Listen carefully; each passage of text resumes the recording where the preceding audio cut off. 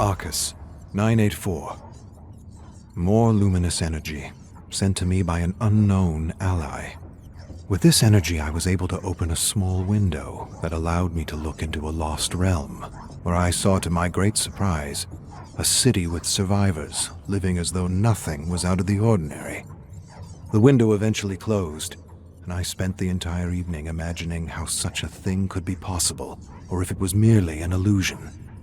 The same night, another surge of energy permitted me to open a doorway into a realm I didn't much recognize or dare explore. I stared at the scintillating doorway until it faded out of existence. It's as though the one manifesting these sacred glyphs is trying to help me delve deeper into the mysteries of this dimension.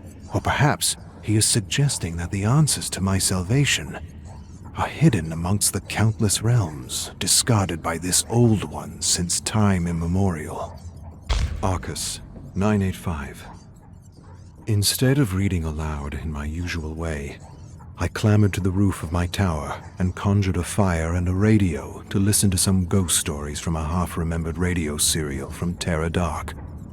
Without a doubt, listening to these stories has proven to be the best way to pass the time, especially when you've got endless voices clattering in your head, bringing you down with their endless agonies and anxieties. Later, I used the Aurus to manifest the storyteller to read his stories like he had done for his weekly podcast. He was composed of ever-moving black fog, and I suspect that one day I'll actually be able to recreate a more realistic person to listen to, or perhaps even engage with in something that resembles a conversation.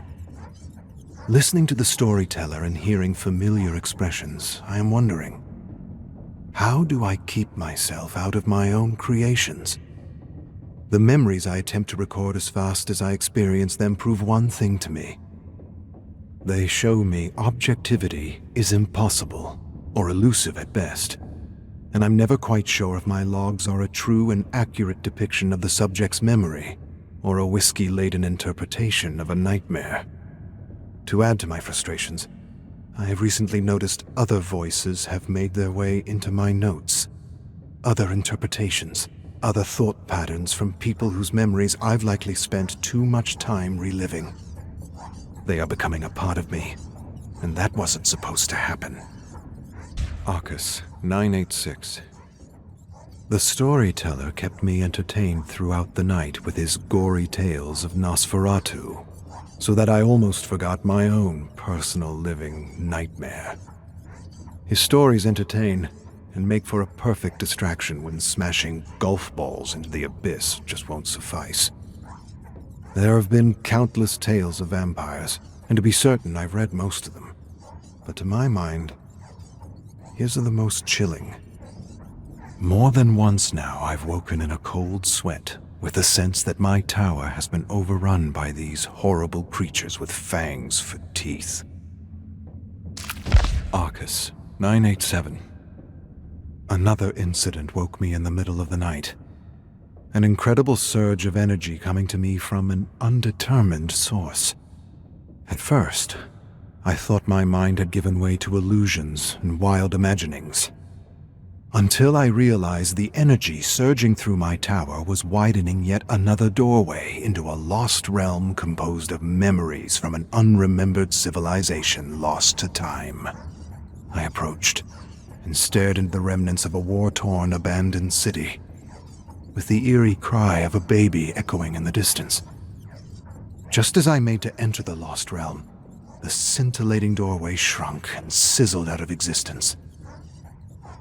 I soon realized it may very well be possible to explore this old one from my tower with the help of this unique energy and the Aurus. Arcus, 5736. I have seen into the heart of this old one, and have seen things no mortal eyes should see. Things that simultaneously perplex my mind and burden my conscience.